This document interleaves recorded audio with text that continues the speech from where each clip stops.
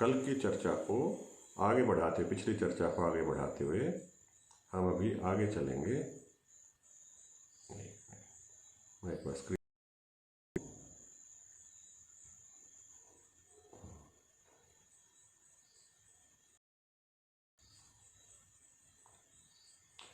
हाँ जी, पिछली चर्चा में हमने जो क्लेश जो थे उनका जो मूल था उस पर चर्चा करनी प्रारंभ करी थी कि ये स्वरूप क्या है इनका। दुखों की चर्चा भी हमने करी थी, थोड़ी विस्तृत चर्चा। फिर अगली जो चर्चा जिसकी शुरुआत हमने करी थी तो उन्होंने कहा, सूत्रकार ने, कि हेयम दुखम अनागतम, सूत्र 16 में कहा तो आने वाले दुख से बचना। तो ये दुख का कारण क्या है, आने वाले दुख का कारण? तो इसके लिए जो अगला सूत्र था, सूत्र 17, तो वह 17 नंबर सूत्र कहता है कि दृष्टि और दृश्ययोः संयोगः हेय हेतु, के दृष्टा का और दृश्य का जो संयोग है, जो इन दोनों का योग हो गया है, अच्छी तरह से दोनों जुड़ गए हैं, कौन? दृष्टा और दृश्य।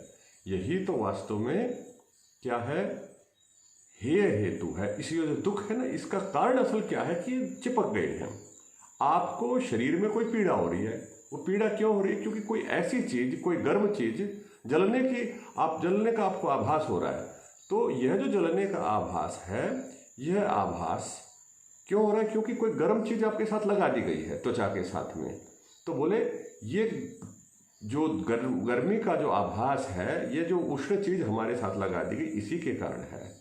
ये हट जाएगी तो ये हट जाएगा। तो कहते हैं जो संयोग है, संयोग ही हटा दो, इसको दूर कर दीजिए तो ये दुख ही दूर हो जाएगा।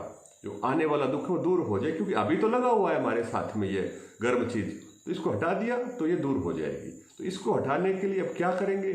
तो इन तीनों चीजों को समझ लेंगे कि कैसे। तो ये लगी हुई है, चाहे तो इसको पीछे हटाओ या उसको पीछे हटाओ, एक चीज को हटा लीजिए, है ना। तो दोनों में से एक को भी हटाएंगे तो वो हट जाएगा, या दोनों ही हटा लीजिए तो ये हट जाएगा। तो अब इसको अपने को आगे समझना है, ये दार्शनिक पक्ष है, इसका दर्शन है, योग दर्शन का। तो ये कहते हैं कि अब ये दृश्य माने प्रकृति, दृश्य माने जो जगत, जो सम्मुख हमें दिखता है ना, तो ये क्या है? तो इसकी परिभाषा बताइए यहाँ पर।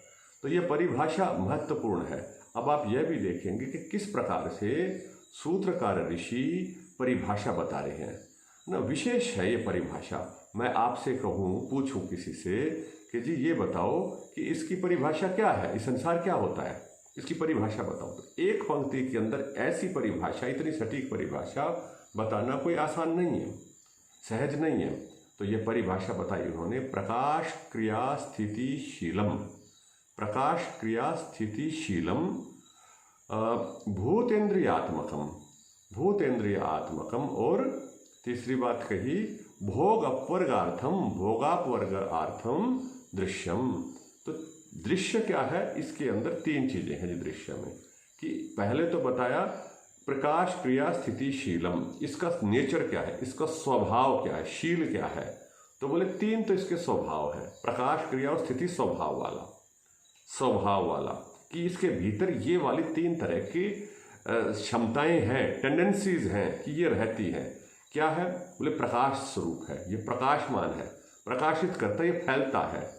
दूसरा क्रियाशील, क्रिया है, इसके अंदर गतियां होती हैं, विभिन्न प्रकार की गतियों वाला है। और तीसरा स्थितिशील, और स्थिरता भी है इसके अंदर, टिकाव भी है।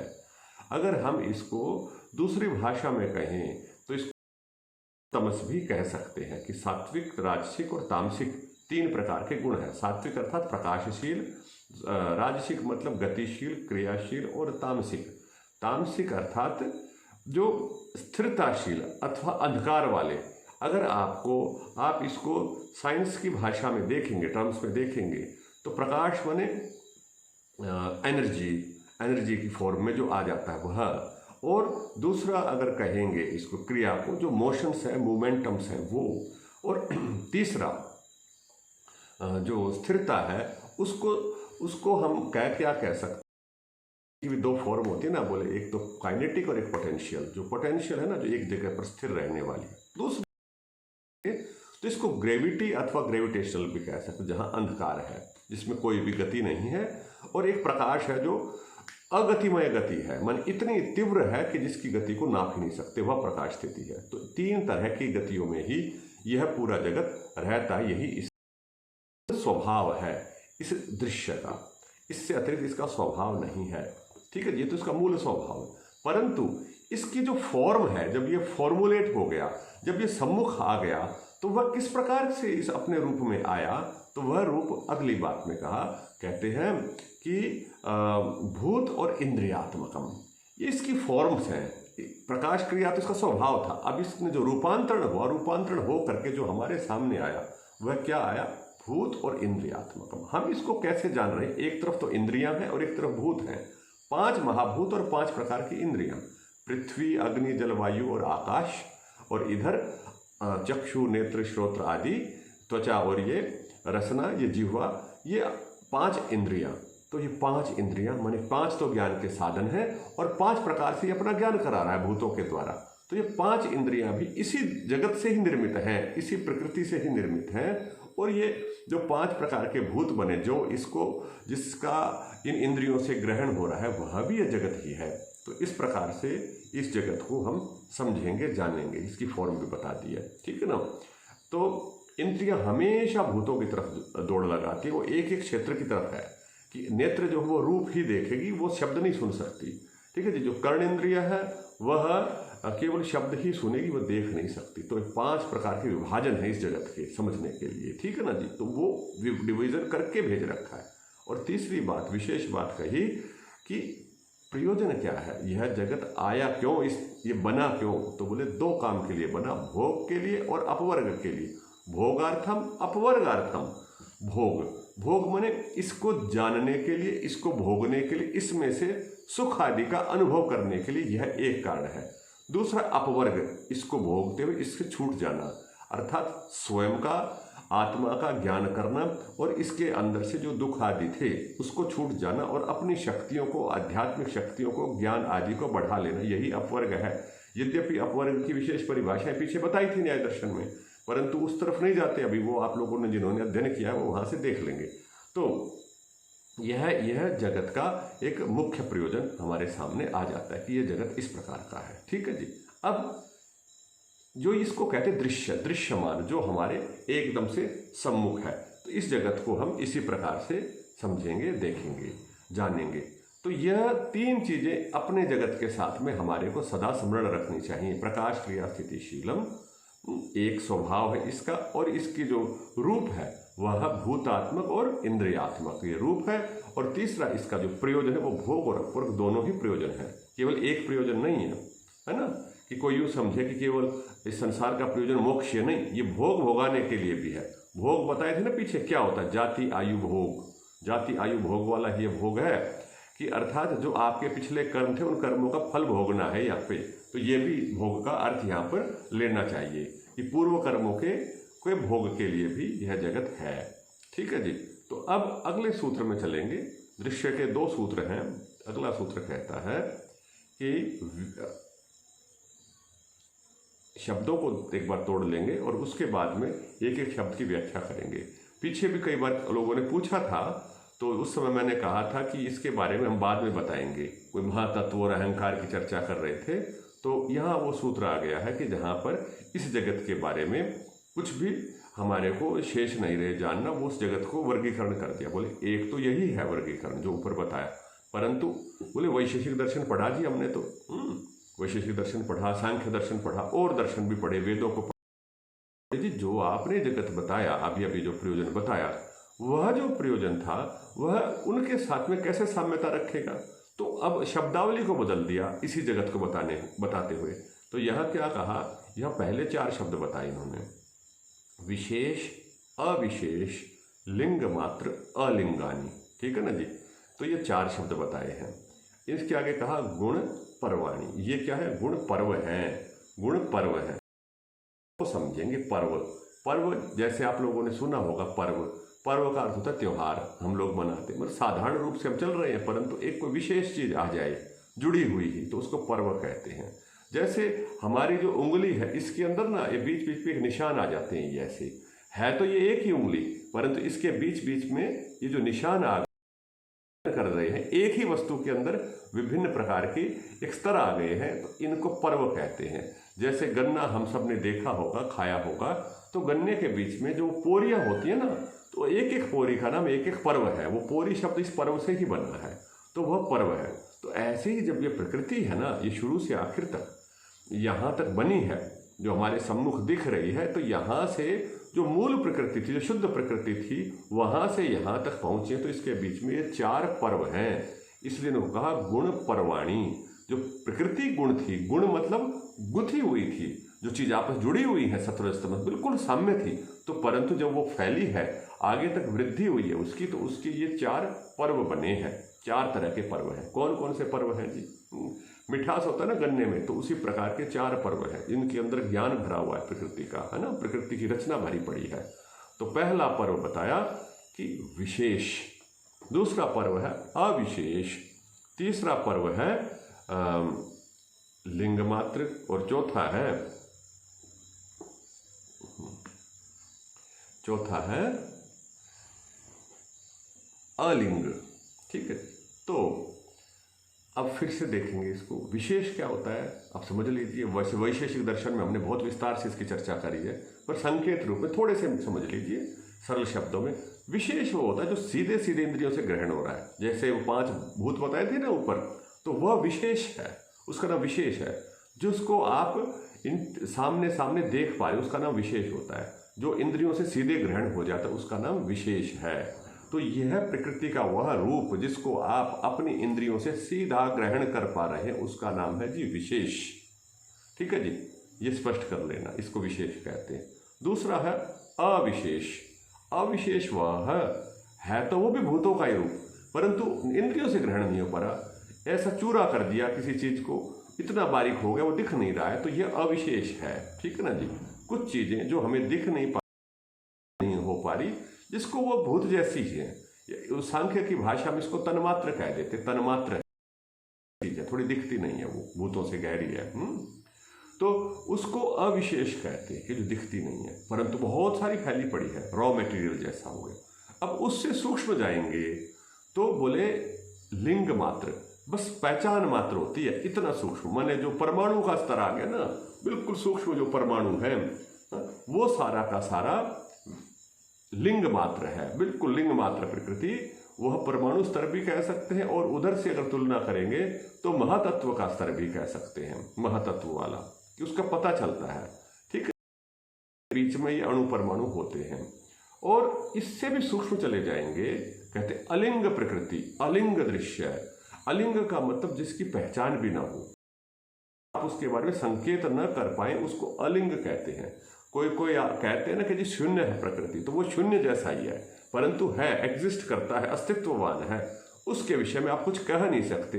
देखो, यदि आप कुछ कह देंगे तो उसका कुछ गुण बता दिया, इसका मतलब तो आपने, और गुण बता दिया तो माने उसके अंदर कुछ ना कुछ रचना हो चुकी है। तो रचना नहीं है, यह वह स्तर है प्रकाश, बस उसके भीतर है छिपा पड़ा। तो सांख्य कहेगा इसी विषय में कि सत्य रजस तमस साम्य अवस्था प्रकृति ही, सत्य रजस तमस की साम्य अवस्था प्रकृति, ये इसके भीतर सत्य रजस तमस है, परंतु हम उसको पता नहीं पा रहे हैं, बिल्कुल बारे में कह नहीं पा रहे हैं। ठीक है जी। हाँ, अगर कुछ भी कह दिया ना हमने, तो वह अलिंग नहीं रहेगा। यदि हमने उसको ऊर्जा बोल दिया तो वह नहीं रहेगा। ठीक है जी, तो वह अलिंग नहीं रहेगा। इसको एनर्जी भी नहीं कह सकते इसको। ठीक है ना जी, बिल्कुल खाली है वो, ऐसा हम उसको कहेंगे, समझेंगे। इसके लिए अगर आप और गहराई में जाने चाहें तो मैं एक संकेत दूंगा, और वहां पर आप इसको अध्ययन कर लेंगे। वेद का, ऋग्वेद का जो नासदीय सूक्त है ना, वो इसी अलिंग प्रकृति के बारे में बता रहा है कि न असत आसित न आसित रजः कुहकस्य शर्मन। क्या था पहले? न सत्व था, रजस था, तमस था। उसके बारे में कुछ कहा ही नहीं जा पा रहा, क्योंकि जिस चीज से आप कहेंगे वो कोई भी साधन वहां उपलब्ध ही नहीं है, परंतु अस्तित्व है, क्योंकि उससे वो बना है ना। दार्शनिक रूप से हम उसको बता सकते। तो इसीलिए इस स्थिति का नाम है अलिंग प्रकृति। अलिंग शब्द ही अलिंग कर दिया वहां पे। तो इसके ऊपर नासदीय सूक्त की वो देखते हुए इसके ऊपर और गहराई से आप चिंतन कर सकते हैं। ठीक है जी। संकेत रूप में मैंने बताया, बहुत लंबा विस्तार अभी यहाँ पर नहीं करेंगे। देखो ब्लैक होल जब अगर हम कहेंगे, है ना, ब्लैक होल भी कह दिया, ब्लैक होल के अंदर भी कुछ ना कुछ क्या कहते हैं क्वालिटीज हैं, वो अट्रैक्शन कर रहा है। ये वस्तुतः तमस जैसा है ब्लैक होल, तो जो हमने कहा ना प्रकाश के स्थितिशील है, इसके अंदर प्रकाश बिल्कुल नहीं है ब्लैक होल के अंदर, है ना। ये अट्रैक्शन इसके अंदर बहुत ज्यादा है, तो यह निश्चित रूप से अलिंग नहीं है। अलिंग का मतलब तो न्यूट्रल है, सब कुछ न्यूट्रल, उसके अंदर कुछ है ही नहीं, मैंने बताने के लिए कुछ नहीं है, और सब चीज उसके अंदर समा गई है, शांत हो गया बिल्कुल। बताते ही उसका लिंग पता चल गया, पता गया, उसका प्रतीक हो गया वहां पर, तो वह नहीं है। इसके बिल्कुल साम्यावस्था जो इनिशियल स्टेज है वह यह है। जी जी, नहीं नहीं, प्रत्यक्ष की परिभाषा समान नहीं है, प्रत्यक्ष और विशेष एक जैसे नहीं है। प्रत्यक्ष जो है ना, वह हमारे को जो ग्रहण हो रहा है उतना प्रत्यक्ष है, ठीक है जी। विशेष जो है वो सामने वाली चीज है, वह है जो सामने हमारे को ग्रहण हो रहा है, वो है प्रत्यक्ष। अपने ग्रहण करने को कहते हैं, केवल इंद्रियों से जो चीज भीतर आई उसका नाम प्रत्यक्ष है। न इंद्रिय प्रत्यक्ष है, न भूत प्रत्यक्ष है। के सन्निकर्ष से उत्पन्न एक चीज जो उसको प्रत्यक्ष कहते हैं, ठीक है ना। प्रत्यक्ष एक स्थूल चीज नहीं है, वह एक सूक्ष्म ज्ञान की चीज है। विशेष यह है कि जो बाहर चीज पड़ी, प्रकृति से निर्मित है, जिसका आप इंद्रियों से ग्रहण कर सकते हैं, उस वस्तु का नाम प्रत्यक्ष है, नहीं विशेष है, ठीक है जी। तो ऐसा नासदीय सूक्त बोला जी मैंने, वेद का नासदीय सूक्त नोट कर लीजिए। नासदीय सूक्त, न सत आसित न असत आसित, ये 6 मंत्र है वहां पे, तो उसके ऊपर हम और पढ़ लेंगे, चिंतन कर लेंगे, ठीक है जी। तो ये कुछ मैंने प्रकृति की चर्चा कर ली। तो प्रकृति की जो चर्चा कर ली, इसके ऊपर और चिंतन करते जाना, और इन्हीं चारों स्तरों का वहां ज्ञान हो रहा है। कहाँ ज्ञान हो रहा है? संप्रज्ञात में, संप्रज्ञात, वहां पर ये चर्चा उठी थी हमारी, ठीक है ना। वितर्क विचार आनंद अस्मिता, वो ही है ये, इन्हीं चारों स्तरों को ले जाता है संप्रज्ञात आपको, ठीक है ना। तो इसके बाद में अब हम आगे बढ़ेंगे। अब थोड़ा सा ना दृश्य तो पता चल गया, दूसरी चीज जो थी, मुख्य चीज थी, वो था अपना दृष्टा, है ना। अपना दृष्टा कह रहा हूं मैं, अपना मतलब अपन ही, हम ही लोग दृष्टा है। वो क्या है जी? अब ऋषि की भाषा में दृषि मात्र, दृषि मात्र शुद्धोपि प्रत्यय अनुपश्य, ठीक है जी, प्रत्यय अनुपश्य। अब देखो यहाँ पे दृष्टा दृषि है, दृषि मात्र है। दृषि मात्र मतलब बस देखने वाला है। जैसे प्रकृति केवल परिवर्तन होकर यहां तक पहुंची है, इसी प्रकार जो ये दृष्टा है, ये दृष्टा क्या है? ये मात्र देखने वाला है और कुछ भी नहीं है, ठीक है जी। तो इसके बाद में ये क्या है? इसका स्वरूप क्या है? बोले शुद्धोपि, ये शुद्ध है, शुद्ध है। शुद्ध का तात्पर्य क्या है? यहाँ पे शुद्ध का तात्पर्य यह है कि ये अपने मूल स्वरूप में है, इसके अंदर किसी चीज की कोई मिलावट नहीं है, प्रकृति से ये मिलता नहीं है, परंतु प्रत्यय अनुपश्य, प्रत्यय के पीछे पीछे स्वयं को देखता है। वही प्रत्यय फिर से आ गया, है ना। प्रकृति लग गई, उसके साथ साथ अपने आप को वैसा ही चिपका हुआ, जुड़ा हुआ देखता है ये दृष्टा। दृष्टा के साथ में 2-3 चीजें बताई, दृश्य मात्र, यह उसका मूल स्वरूप बता दिया कि है ये दृश्य मात्र। फिर कहते हैं कि प्रत्यय अनुपश्य, प्रत्यय के समान स्वयं को देख लेता है, जान लेता है, ठीक है जी। प्रत्यय के समान स्वयं को देखता है, जानता है। जैसा प्रत्यय है वैसा ही अपने आप को मान लग जाता है दृष्टा। ऐसा जो चीज दिखी थी हो जाता है, जो देखता है वैसा ही स्वयं को मान लेता है। ये भूल जाता है अपने स्वरूप को। क्यों? क्योंकि ये दृश्य मात्र था। वहां पे बताया था ना सूत्र 4 में, शुरू में ही वहां पर कहा था हमने कि तदा दृष्टु स्वरूपे अवस्थानम, और उसके बाद क्या कहा था? उसके बाद में कहा था कि वृत्ति सारूप्यम इतरत्र। ये जो वृत्ति सारूप्य था ना, यही तो प्रत्यय है, प्रत्यय अनुपश्य। अगर हम वृत्ति की दृष्टि से देखेंगे सारूप्य, और दृष्टा की दृष्टि से देखेंगे तो कहेंगे कि प्रत्यय अनुपश्य, प्रत्यय के जैसा, अनुपश्य, पीछे पीछे ये बन जाता है। इसको लगता है कि मैं तो प्रत्यय ही हूं, मैं और कुछ हूं ही नहीं, तो यह दृष्टा का स्वरूप हो गया। ठीक है जी। हम जीवात्मा हैं, हम जीवात्मा हैं, हम ही दृष्टा हैं, तो हम वस्तुतः कैसे हैं? यदि हमारे ऊपर से सारी चीज़ों को हटा दीजिए, सारे लेयर्स को हटा दीजिए, कुछ भी नहीं है हमारे, हमें अपना मूल स्वरूप खोजना, अपना शुद्ध स्वरूप जानना है, तो हम कैसे हैं? हम केवल दृश्य मात्र, हम केवल देखने वाले। सारा का सारा जो ज्ञान था वो तो बाहर से उधार का है, हमारा अपना तो है ही नहीं, वो बाहर से लिया हुआ है। उस सारे को हटा दिया तो दृश्य मात्र, केवल देखने वाले, केवल दृष्टा है और कुछ नहीं, और शुद्ध है, कुछ मिलावट भी नहीं, अलग है, सेपरेट है हम सब चीज़ों से। परंतु जिस चीज़ को देखा थोड़ी देर तक वैसा ही भूल गए अपने आप को, वैसा ही लगने लग गए, अरे हम तो ये है। जैसा शरीर देखा वो शरीर दिख रहा है, रूप देखा है वैसा रूप लगने लग गया है। ऐसी हमारी स्थिति, ठीक है ना जी। इसलिए कहते प्रत्यनुपश्य।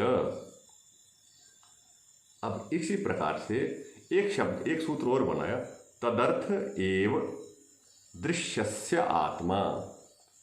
ये जो दृश्य था, पीछे जो दृश्य था ना, उसका आत्मा, तदर्थ एव, उसके लिए ही, तद अर्थ, उसके प्रयोजन के लिए, उस दृष्टा के प्रयोजन के लिए ही, उसको दिखाने, यह दृश्य है, इसका आत्मा है। अभी आत्मा शब्द का मतलब उसका अस्तित्व है, ऐसा मानना चाहिए। परंतु मैं इसको अलग तरह से व्याख्या करूंगा कि ये दृश्य का आत्मा यही है। इस दृश्य में जो आत्मा दिखता है, जिसको हम आत्मा कहते हैं, वो कब आत्मा कहते हैं हम दृष्टा को? क्योंकि जब वह प्रकृति से जुड़ जाता है तो उसको आत्मा कहते हैं। अब ये आत्मा की डेफिनेशन योग की दृष्टि से ऐसे हो रही है, इसको आत्मा की डेफिनेशन की तरह भी कुछ समझ सकते हैं, है ना। व्याख्या ऐसी नहीं है, तो मुझे जो समझ में आता है वो वैसे बताने की कोशिश कर रहा हूँ कि इसके साथ में ये आत्मा शब्द का प्रयोग किया। आत्मा क्या होता है? आत्मा के अगर आप न्याय दर्शन में देखेंगे तो वहाँ बताए इच्छा, द्वेष, सुख, दुख, प्रयत्न, ज्ञान, ये आत्मा के लिंग है। यहाँ से आत्मा की पहचान होती है, परंतु इंडिपेंडेंट आत्मा नहीं है। देखो, उधर दृष्टा की परिभाषा दी इन्होंने पहले, और यहाँ पर आत्मा से उसको जोड़ना चाह रहे थे कि आत्मा कैसे है। बोले जब यह दृष्टा, कौन सा दृष्टा? दृश्य मात्र प्रयोजन से जुड़ युक्त हो गया, कुछ योजना बना ली उसने और इस दृश्य के साथ में आ गया, तो क्या हो गया? ये आत्मा कहलाता है। फिर अपनी इच्छा द्वेष के साथ जुड़ जाता है। जैसे ही वो शुद्ध था ना, वो तो पहले शुद्ध था और कुछ कर नहीं रहा था, है ना, दृश्य मात्र था, थोड़ा सा था, केवल दृष्टा था। परंतु अब जैसे ही किसी ना किसी प्रयोजन से जुड़ गया और जुड़ते ही उसके अंदर इच्छा, द्वेष, सुख, दुख आदि की अनुभूति होने लग गई, तो वो आत्मा कहलाता है। जुड़ा हुआ उसको आत्मा कहेंगे। ऐसा इस सूत्र से बोध होता है, पता चलता है, ज्ञापक निकलता है, पीछे पता चलता है। तो ऐसा समझना चाहिए कि कोई मतलब आत्मा और दृष्टा में क्या, ऐसे यहाँ से देख सकते हैं, समझ सकते हैं। ठीक है जी। अब आगे बढ़ते हैं अगले सूत्र की ओर। तो ये मैंने 2 सूत्र बता दिए, इसको और चिंतन करेंगे। ये ऐसा नहीं है कि ये कोई शास्त्रार्थ करने के लिए सूत्र है। ये सूत्र ऐसे भी नहीं है कि भाई वचन देने का सूत्र है। ये तो अनुभव करने का सूत्र है कि क्या वास्तव में मैं जो दृष्टा हूँ ऐसा ही हूँ अथवा नहीं हूँ। दृश्य रहे हैं तो इस शब्दों को अंदर तो आपको अनुभव इस दृष्टा की, ठीक है ना जी। जैसे ही वो उससे जुड़ता है तो उसका नाम, वो उसके अंदर आत्मबोध होता है, मैं हूँ, मैं ऐसा हूँ, वैसा हूँ, है ना।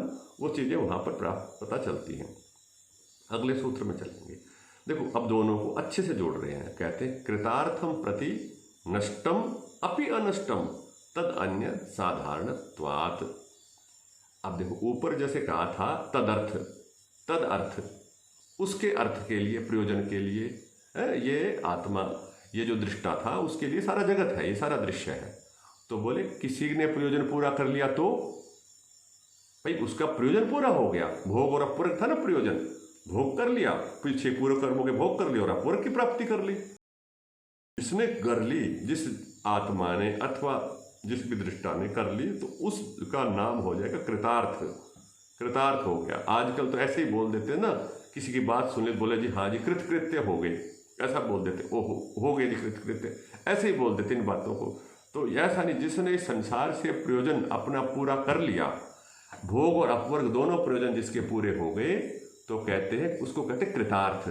तो ये जो दृश्य था, ये दृश्यमान जगत है, तो कहते हैं कृतार्थम प्रति नष्टम, उसके लिए तो नष्ट जैसा ही है, नष्ट हो गया, संसार खत्म हो गया उसके लिए संसार का कोई काम नहीं है। अपि अनष्टम अन्य साधारण त्वात्, परंतु अन्य जो जीवात्माएं थी उनके लिए संसार यो का यो ही है। एक जो मुक्त हो गया जीवात्मा वो इस संसार में रहेगा और आनंद में है, वो विशेष प्रकार के आनंद में है, परंतु इस संसार से जुड़ा हुआ नहीं, संसार के सारे प्रयोजन उसने समाप्त कर दिए। ठीक है जी, उसके लिए तो संसार नष्ट हुआ बराबर ही है। संसार है अथवा नहीं, उससे उसको कोई भी प्रभाव नहीं पड़ता है, कोई भी फर्क नहीं पड़ता है। परंतु जो जीवात्मा है ना इस अपने कृतार्थ नहीं हुआ है, चाहे वो उसके भोग पूरे नहीं हुए हैं अथवा अपवर्ग का जो लक्ष्य था वहां तक भी वह नहीं पहुंचा है, तो दोनों ही स्थितियों के अंदर वह उसके लिए संसार का प्रयोजन बचा रहता है, संसार उसके साथ जुड़ा पड़ा रहता है। इसके लिए नहीं है, कृतार्थम के लिए। तो इसका मतलब ये नहीं है कि संसार नष्ट ही हो जाएगा। तो मायावाद का भी खंडन नहीं यहाँ पे। मायावाद का मतलब संसार है ही नहीं, क्योंकि उसने योगी ने कहा ना वहां पे मायावाद में कि बोले जगत मिथ्या, ब्रह्म सत्य जगत मिथ्या। जगत मिथ्या तो है स्पष्ट रूप से, यहां पर वही बात है कि जगत जो है वो नष्ट जैसा हो गया, उसके लिए उसका जो भ्रम था जगत के प्रति वह टूट गया। किंतु जगत नहीं है ऐसा नहीं है, उसके लिए समाप्त हो गया जगत, परंतु अन्यों के लिए तो जगत यूं का यूं बचे रहेगा। तो इससे भी उसको जोड़ भी सकते हैं। जो अद्वैत वेदांत का मायावाद है ना, वहां से सूत्र इस प्रकार से जुड़ता है। तो ये इस सूत्र के बारे में बता दिया मैंने, ये स्पष्ट करने के लिए, क्लियरिटी के लिए अन्य जो प्रसिद्ध बातें हैं उनसे थोड़ा थोड़ा जोड़ करके बता रहे, और उसके साथ भी कुछ अपनी विशेषताएं वह भी साझी कर रहे हैं। तो आगे बताते हैं संयोग। देखो दो सूत्र उसके बताए, दो दृष्टा के, दो दृश्य के, और दो ये दोनों के योग के विषय में। परंतु विशेष जो संयोग है वह बताएंगे। स्वस्वामी शक्त्यो। अब ये प्रश्न ना बहुत महत्वपूर्ण प्रश्न है, बहुतों की जिज्ञासा होती है इस प्रश्न के ऊपर। ये जो अभी 2-3 सूत्र आने वाले हैं इनके ऊपर। स्वस्वामी शक्त्यो स्वरूप उपलब्धि हेतु संयोग।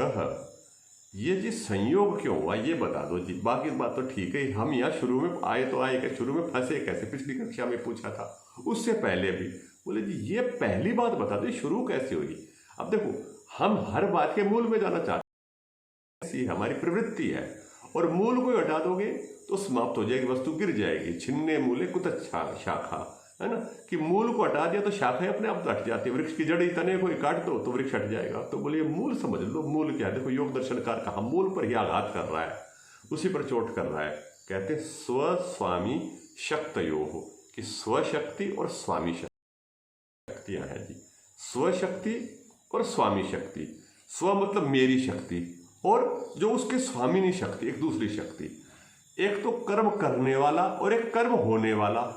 ठीक है जी, एक तो आपकी इच्छा हुई कि मैं ये करूं, मैं इस हाथ में इस कलम को उठाऊं, ठीक है जी, इस कलम को, इस पेन को मैंने हाथ में उठाया, ये तो उठाने वाला जिसके अंदर असल में मूल शक्ति। और दूसरा क्या है, ये कलम जो उठने वाला।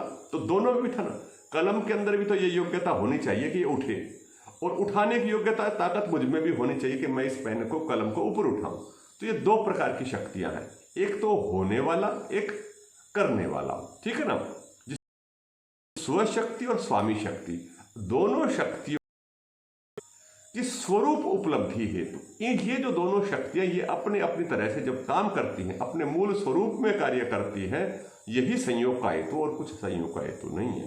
अर्थात जो जीवात्मा, अर्थात जो दृष्टा, और दृष्टा के साथ में जो था दृश्य, दृश्य क्या है, स्वशक्ति है, और जो दृष्टा जो है वह स्वामी शक्ति है। जीवात्मा चाहता है कि वो कर्म करे, उसके अंदर न्यूनता है कि वो कुछ देखे, जाने, जिज्ञासा है, और ये जो था ये जिज्ञासा को पूर्ति करता है, ये उसके साथ चिपक जाता है। मैंने पीछे एक शब्द का प्रयोग किया था पिछली कक्षा में, चिपकने वाला और चिपकाने वाला, दोनों चीजों में होना चाहिए। मेरे अंदर तो ऐसी स्थिति होनी चाहिए कि वो चीज स्टिक करे, मुझ पे चिपक पाए, ऐसा सरफेस होना चाहिए, एक सतह होनी चाहिए। और दूसरी वस्तु ऐसी हो जो चिपक भी पाए। तो दोनों वस्तु, बोले ये क्यों चिपकी इसके ऊपर, क्योंकि बोले इस पर तो सतह ऐसी थी, सरफेस ऐसा चिपक सकती थी, और ये चीज ऐसी थी जिसमें ग्लू था, तुरंत चिपक जाती थी। तो ये दोनों चीजें चिपक गई, बस यही है संयोग का हेतु। ठीक है जी, ये संयोग है, उपलब्धि हेतु संयोग है। इस कारण से ये दोनों शक्तियां थी, जुड़ने के कारण से संयोग हो गया है, स्वशक्ति और स्वामी शक्ति। परंतु इसके भी मूल में क्या है, ये जो बीच का जो लेयर है ना, ये क्या है जिसके कारण से ये हो रहा है, इस दोनों के बीच की चीज क्या है। अगले सूत्र में बोल दिया तस्य हेतु अविद्या, कि जो न्यूनता है वही अविद्या है।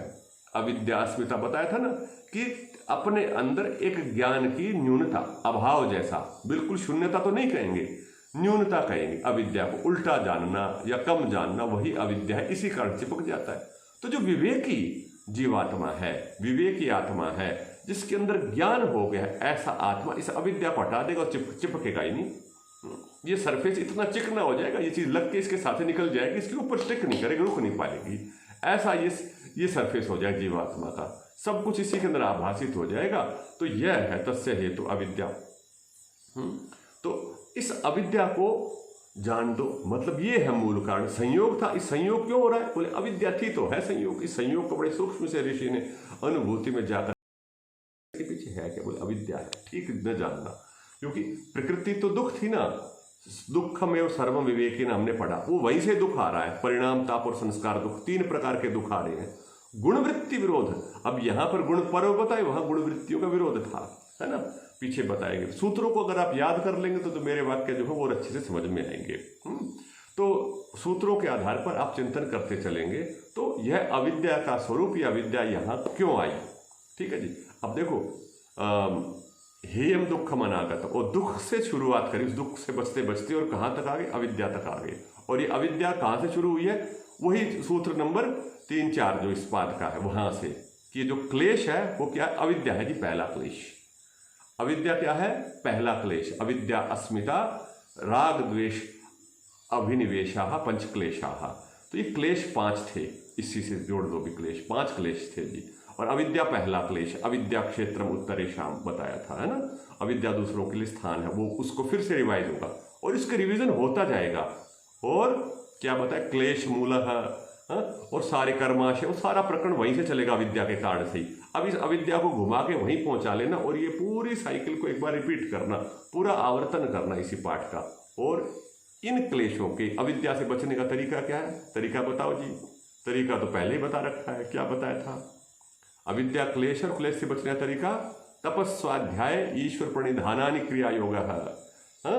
क्लेश तनुकरणार्थश्च समाधि भावना तनुकरणार्थश्च, क्लेशों को तनु करना, घट नहीं रहा है क्लेश ये जो अविद्या रूपी, परंतु लगातार निरंतर ईश्वर प्रणिधान क्रिया योग का अनुष्ठान करना, तप और स्वाध्याय करना, उससे यह क्लेश हटते चले जाएंगे। धीरे धीरे अविद्या भी नष्ट होती चली जाएगी निरंतर अभ्यास करने से। तो इस प्रकार से हमारे को यह अभ्यास निरंतर करना, आगे बढ़ते जाना। तस्य हेतु अविद्या, उसके मूल में अविद्या है। किसके मूल में, उस संयोग के मूल में, उसका संयोग का कारण इस आई हुई अविद्या है। अब क्या करें, अब देखो अगला सूत्र, मजा आएगा, अगले सूत्र में आनंद आएगा। कुछ नहीं करना, हमारे को छोटा सा काम करना है, इस अविद्या को हटा दो। तत् अभाव, तत् अभावात, उसका अभाव होने से, किसके, उस अविद्या, अविद्या हट गई थी। अविद्या के अभाव होते ही क्या हो गया, उस संयोग का अभाव हो गया। जो चिपक रहे थे चिपक नहीं रहे, अब ये पास तो आ गए हैं परंतु चिपक के नहीं रह सकता, हट जाएगा तुरंत, साथ साथ इसके ऊपर लगेगा ही नहीं। तो इसको तत् अभावे संयोगाभाव है। संयोग भाव होने का मतलब है हानम, हान, जो उपलब्धि थी कृतकृत्यता की, जो सुख विशेष था वही हान होता है। तो हान तद दृशेह कैवल्यम, वह जो दृष्टा था, जो दृष्टा व्यक्ति दृष्टा का कैवल्यम, वही उसका कैवल्य है। कैवल्य का मतलब होता है केवली भाव, केवल मात्र दृष्टा है वहां पर, दूसरी चीज उसके ऊपर प्रभावित नहीं कर पा रही है। केवल मात्र दृष्टा, उसके बिना जीवात, बिना दृश्य का, बिना दृश्य का चिपका हुआ उस पर कुछ भी अंश शुद्ध रूप में स्थित हो गया, वो परमात्मा के साथ जुड़ा हुआ। ये भी ध्यान दें, क्योंकि अविद्या नहीं है ना, ये तो स्थूल रूप में बता रहे हैं हमारे को, परंतु इसके साथ में अविद्या नहीं है, अविद्या नहीं है, तो इसलिए इसके अंदर विशेष ज्ञान है। तो परमात्मा के साथ जो जुड़ा हुआ है, इसको ऐसा नहीं समझे कि परमात्मा नहीं, उसके भीतर ज्ञान है, परंतु प्रकृति बिल्कुल भी नहीं है, प्रकृति का जो स्वरूप है वो हट गया है। तो इसलिए कह दिया तद दृशे है कैवल्यम, यही दृष्टा का कैवल्य होता है, मोक्ष होता है। मोक्ष माने छूटना, किसका छूटना है, प्रकृति छूट गई, तो इसलिए उसका, उस शब्द का नाम मोक्ष रखा। मोक्ष का अर्थ छूट गया। क्या छूटा? जो ऊपर से था वो छूट गया। तो प्रकृति का तो मोक्ष हो गया और दृष्टा का कैवल्य हो गया, वो केवल रह गया। एक ही बात को दो प्रकार से कह रहे हैं कि प्रकृति की दृष्टि से तो मोक्ष है और स्वयं की दृष्टि से कैवल्य है। तो यह कैवल्य है दृष्टा का। ठीक है जी। अब अगला सूत्र और देखेंगे। विवेक ख्याति ही अविप्लवा हान उपाय है। बोले जी कैसे प्राप्त करें जी? ये कैवल्य ही दिला दीजिए। सारी बातें तो बहुत अच्छी हैं, है ना? इस प्रकार से हम पहुंचे, हमें पहुंचा दीजिए कैवल्य तक। सारा झगड़ा इसी कैवल्य के लिए तो है, अपने स्वरूप में ही नहीं है। देखो शुरू से देखिए, दृष्टा की स्वरूप प्रतिष्ठा ही वृत्ति निरोध है। ठीक है जी। इसका ज्ञान करना, तो अभी हमने ज्ञान की चर्चा करी थी, तो यहाँ पर कहा कि जी ये जो है विवेक ख्याति अविप्लवा हान उपाय है। इस हान का, हान माने ये प्रगति है, ये सुख विशेष है, ये जीवात्मा की एक्सट्रीम स्टेज है उन्नति की, तो हान बोल दिया, इससे ऊपर कुछ नहीं है। ठीक है ना जी। उच्च स्थिति को हान कह देते हैं। हान का उपाय है। उपाय है, उपाय क्या है? विवेक ख्याति। विवेक ख्याति, विवेक ख्याति, विवेक ख्याति एक समाधि विशेष है। उधर जब प्रथम पाद में चर्चा करी थी हमने, तो वहां बता दिया था ऋतम भरा तत्र प्रज्ञा, है ना? वो वाली स्थिति है लगभग, तो वहां तक पहुंचना है। तो यह कैसी हो? अविप्लवा, अविप्लव वाली। विप्लव कहते भूचाल आ जाता है, विप्लव कहते तूफान को कहते विप्लव। आंधी तूफान आ गया तो उसको विप्लव बोल देते हैं, तो विप्लव हो गया, बड़ा भारी।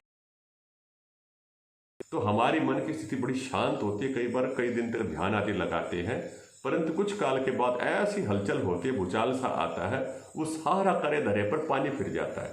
तो एक निरंतर दीर्घ काल तक, सतु दीर्घ काल निरंतर यह सत्कारा सेविता है, वह ऐसी स्थिति विप्लव जब लंबे समय तक रह जाती है, वही हान उपाय है। उसी स्थिति के अंदर रहते हुए आप उसको प्राप्त कैवल्य स्थिति तक पहुंच सकते हो। ठीक है ना? तभी इस अविद्या को पूर्णतया नाश।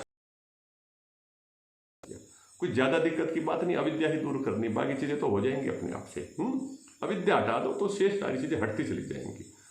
उधर तो क्रिया योग है, इधर ये विशेष रूप से प्रसंग के साथ जोड़ते हुए इन्होंने विवेक ख्याति शब्द का प्रयोग किया।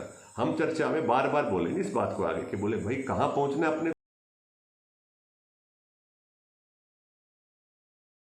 अच्छे से विवेक हो।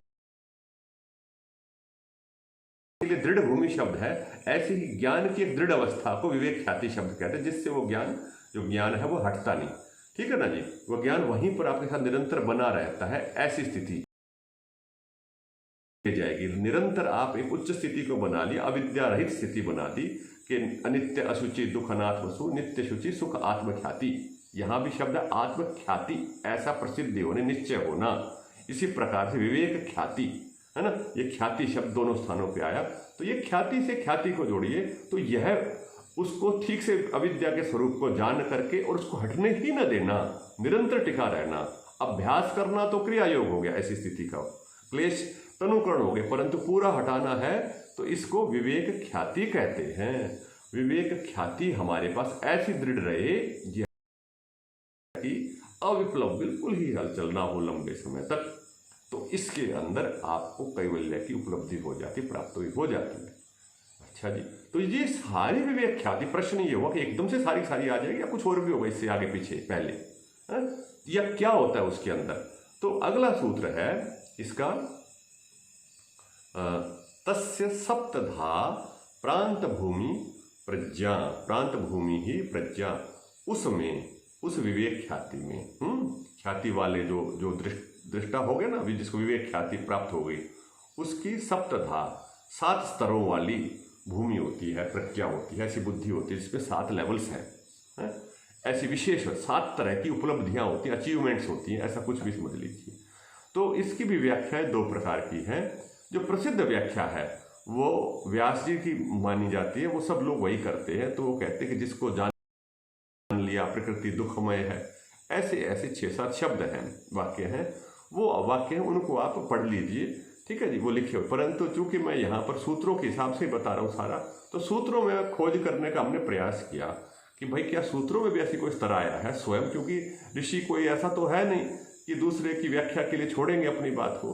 तो यदि आप प्रथम पाद के अंत में जाते हैं तो वहां पर ये 7 प्रकार की स्थितियां आपको उपलब्ध हो रही होती हैं।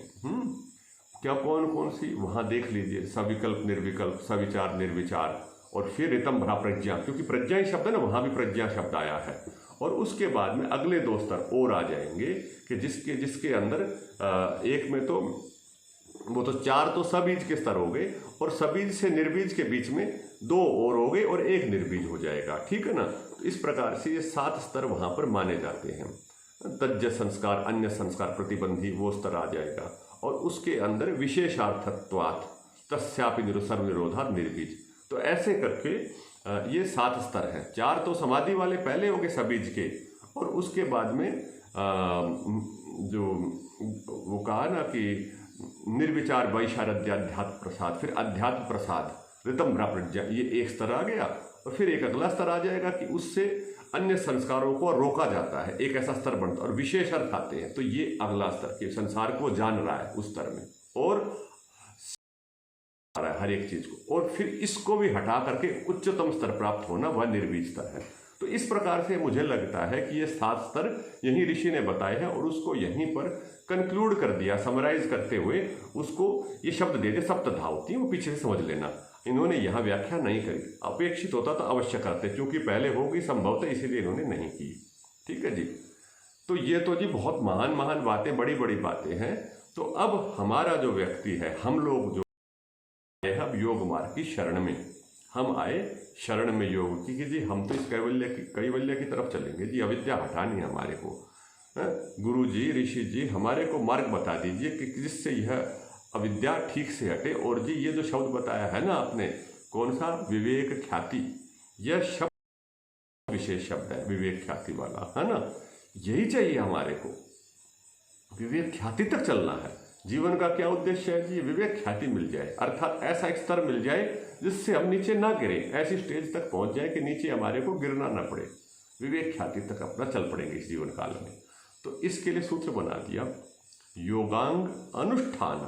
बोले अनुष्ठान करो, जैसे हवन करते हैं, संध्या करते हैं, अनुष्ठान करते हैं, पूजा करते हैं, तो पूजा अनुष्ठान करते हैं। बोले अब की बार हम लोगों को तो योगांगों का अनुष्ठान करना है। 8 प्रकार के जो योगांग हैं, यम नियम आसन प्राणायाम, अगले सूत्र में बताएंगे। उन योगांगों का अनुष्ठान करिए, अनुष्ठान करिए, निरंतर करिए हवन उन योगांगों से, प्रतिदिन करिए जीवन में। उससे क्या होगा, अशुद्धि क्षय, आपके भीतर का जो अशुद्धि है उसका क्षय होगा, समाप्त होंगी, डीके होंगी, गिर जाएंगी, और ज्ञान दीप्ति, और ज्ञान का प्रकाश आत्मा में बढ़ता जाएगा, विकसित होती जाएगी आत्मा, भीतर से उसका प्रकाशित होती जाएगी। विवेक ख्याते है, विवेक ख्याति तक योगांगों का अनुष्ठान क्यों करना, क्रिया योग का तो अनुष्ठान और योगांगों का अनुष्ठान, अष्टांग योग का अनुष्ठान, दोनों में अंतर है। ठीक है जी। सीधे सीधे योग हम लोग प्रवचन करते हैं ना, उपदेश देते हैं कि अष्टांग योग करिए, भाई महान बात है योगांगों का, क्रिया योग जिस कर लो पहले, क्रिया योग से आगे बढ़ना हो तो योगांगों पर आ जाओ, अष्टांग योग पे आओ।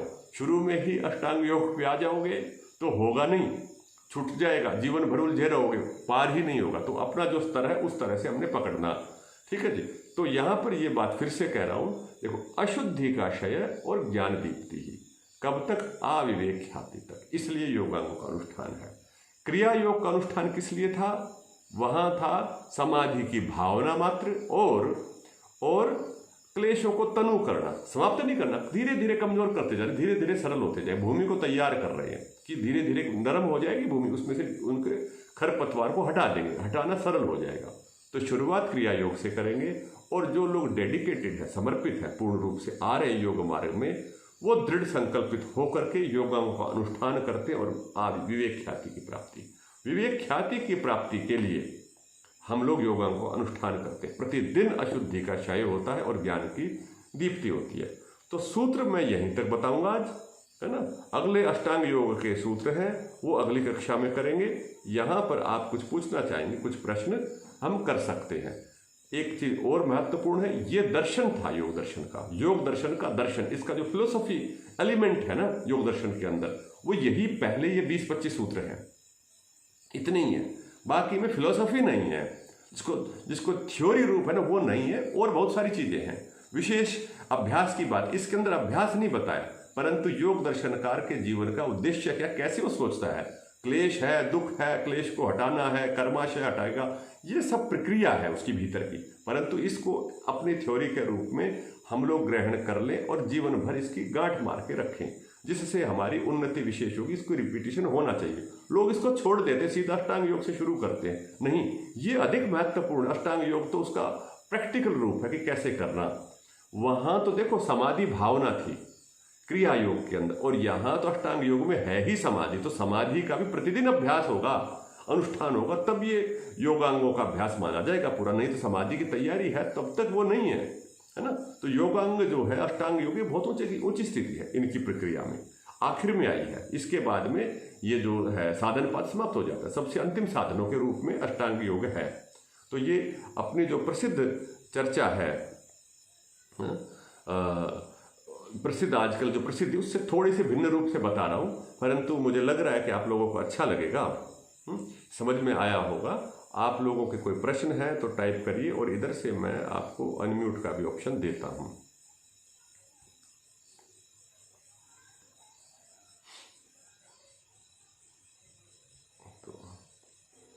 तो कोई अनम्यूट करके कुछ चाहे तो पूछ सकते हैं। हाँ जी।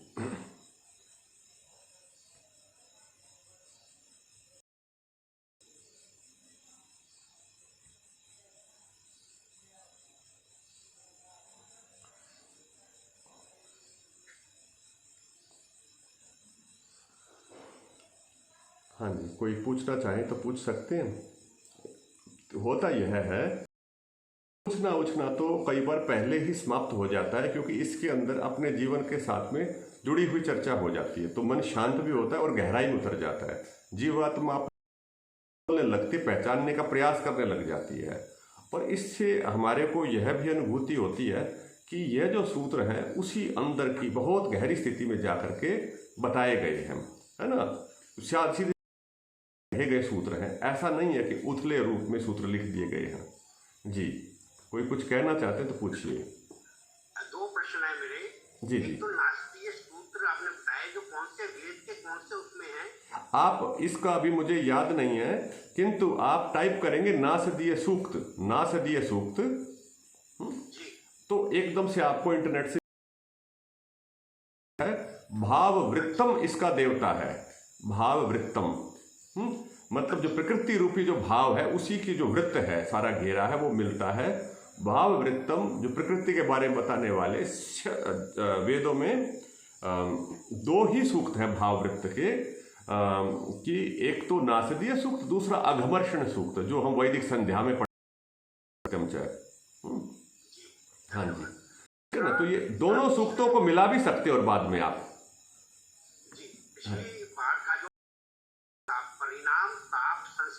जी, तो इनका कोई एग्जाम्पल देके समझा सकेंगे आप? मैंने वैसे दिया है एग्जाम्पल पिछली कक्षा में भी, और थोड़ा सा मैं फिर से बता देता हूं। देखो, परिणाम, ताप और संस्कार दुख, है ना। देखो, मुख्य बात यह है कि दुख जो है ना, उसकी जो भी ट्रेसेस आई ना, बाद तक जो बच गया, तो उसको हमने समझना है, जानना है। क्या है कि एक कर्म किया आपने, जो कर्म किया उस कर्म को करते हुए जो हमारे को पीड़ाएं हुई, जो बाधाएं आई, कर्म करते हुए वो किया सुख की प्राप्ति के लिए था, परंतु कर्म को करते हुए जो श्रम हुआ वो दुख हुआ एक प्रकार से। अपने को, हमारा श्रम करने का मन थोड़ी ना करता है, एनर्जी को, वो तो एक अभ्यास के कारण हम कर रहे हैं, है ना। तो वो जो श्रम है वो ताप दुख है, वो ताप दुख है, उसका नाम ताप दुख है। आपने सोचा कि धन कमाऊं मैं, तो धन कमाने के लिए जो श्रम किया उसका नाम है ताप दुख, जो श्रम है, एक प्रकार से, मतलब सामान्य एग्जाम्पल है, इसका और डिटेल में चले जाएंगे। दूसरा है परिणाम दुख, धन कमाने के बाद भी, धन पास में आने के बाद भी आपके अंदर कुछ खालीपन रह, संतुष्टि रह गई, पूरी संतुष्टि हुई नहीं, ये परिणाम दुख है। तीसरा, कर्म किया बार बार बार बार, उसके लिए बार बार अभ्यास करने पड़े, वो अभ्यास करने के संस्कार पड़ गए, वो बार बार करने का मन करता है, तो यह 3 प्रकार के दुख हैं संसार के भोगों में। भोजन के साथ भी हम सामान्य उदाहरण लेते हैं, पिछली बार भोजन का मैंने उदाहरण दिया था। भोजन की प्राप्ति के लिए जो परिश्रम है ना, वह क्या हो गया, ताप दुख के अंतर्गत आ गया। और कई प्रकार के ताप है, उसकी विस्तार भी किया था पिछली बार। और कहा कि भाई इसके बाद में परिणाम में भी असंतुष्ट रह जाता है। भूख, मैंने शब्द का प्रयोग किया था कि पेट भर जाता है, मन नहीं भरता है। तो ये मन ना भरना ही परिणाम दुख है। तीसरी चीज जो थी, संसार से बार बार खाने की इच्छा हमारी बन जाती है। ठीक है जी, हाँ जी। ये पूछते हैं कि अघमर्षण का क्या अर्थ है। ये अध नहीं है, अघ है। अघ, अघ का मर्षण, अघ कहते हैं पाप। अघ कहते हैं पाप का मर्षण करना। मर्षण करना मतलब उसको रगड़ के हटाना, जैसे कपड़े पर से मैल को हटाते हैं ना, रगड़ रगड़ करके छुड़ाना, ये अघमर्षण है। जो चित्त के ऊपर मलिनता आ गई उसको रगड़ के हटा रहे हैं, इसका नाम अघमर्षण है ना। जैसे कि अभी कहा योगांगों वाले सूत्र में कहा कि अशुद्धि क्षय, अशुद्धि का क्षय होता है, वही अशुद्धि क्षय हो रही है ये अघमर्षण से। उस प्रकार से इसको देखना चाहिए जी। हाँ जी, नमस्ते गुरु जी। हाँ जी, नमस्ते जी। गुरु जी, जो कैवल्यम अवस्था है वो और स्वरूप अवस्थानम, ये समकक्ष है। हाँ जी, ये एक ही बात है। और ए का विपरीत हो गया हान। जी जी, ये हटाने वाला और जिसको प्राप्त करना वो हान। हाँ जी, बिल्कुल बिल्कुल। इसके अंदर 2 शब्द और भी हैं जो प्रसिद्ध शब्द आते हैं। व्याख्याकार लोग बताते हैं, हेय हेय हेतु, हेय हेय हेतु।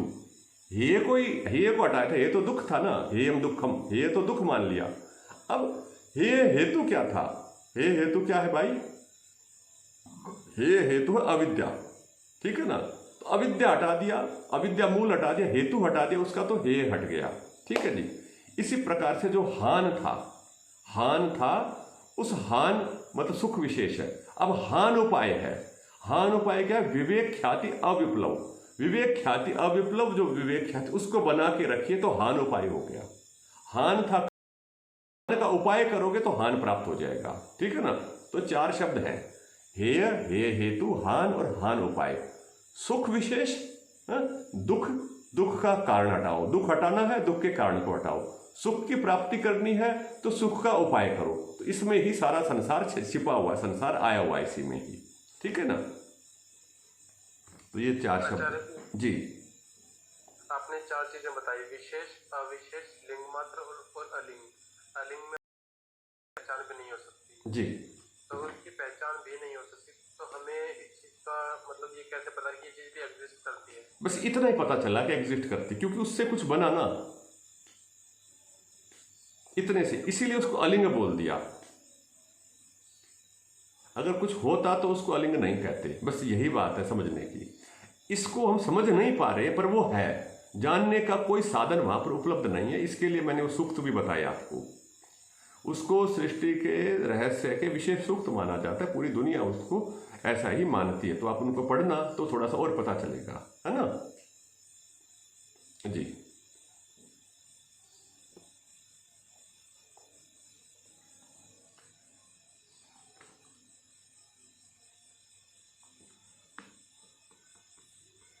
हाँ जी, चलो, बहुत अच्छी बात है ना। और कोई बात है तो पूछ लीजिए। और सूत्रों को फेरते रहिए, आवर्तित करते रहिए। और ऐसा भी एक प्रयास करिए कि आप प्रतिदिन जैसे योगाभ्यास करते हैं, ध्यान आदि करते हैं ना, तो एक बार सूत्रों का आवर्तन कर लीजिए, चक्र लगा दीजिए सूत्रों के साथ साथ। ठीक है ना। उससे विशेष लाभ होगा भविष्य में आपको। अपनी जो अंदर की शक्तियाँ वो विकसित होंगी, विशेष विकसित होंगी। ठीक है ना। तो ऐसा हम अभ्यास करते जाएंगे, प्रयास करते जाएंगे। ठीक है जी। और कुछ है तो पूछिए, नहीं तो फिर हम समाप्त करेंगे आज की चर्चा। गुरुजी, ये नासदीय सूक्त में किसका भाष्य पढ़े? भाष्य पढ़ने की क्या आवश्यकता है? कोई भी पढ़ लीजिए, सब एक ही समान है। उसके जो वो रहस्य है उसके अंदर समाधान नहीं है। वो ऋषि का ऐसा कहते हैं कि अनुभूति है कि क्या था शुरू में, बस गंभीरता थी, अंधेरा था, कुछ पता ही नहीं चल रहा था, कुछ सूझ ही नहीं रहा था। ऐसा ही वो स्तर है। तो उसको आप देख लीजिए, 1-2 भाष्य, कोई ऐसा नहीं है। गुरुजी, ऋग्वेद का 10वें मंडल का है वो। हाँ हाँ, तो उसके उपलब्ध हैं बहुत सारे, आप पढ़ लेना, ये प्रसिद्ध है, ऐसा नहीं है, ये पता नहीं बहुत से लोगों ने लिखा है इसके ऊपर। और कुछ समझ नहीं आएगा तो आप पूछेंगे तो मैं बताऊंगा फिर। हाँ जी, तो चलिए यहीं तक रखेंगे और अभी शांति बोलेंगे 3 बार। ओम शांति शांति शांति। सभी को नमस्ते, धन्यवाद।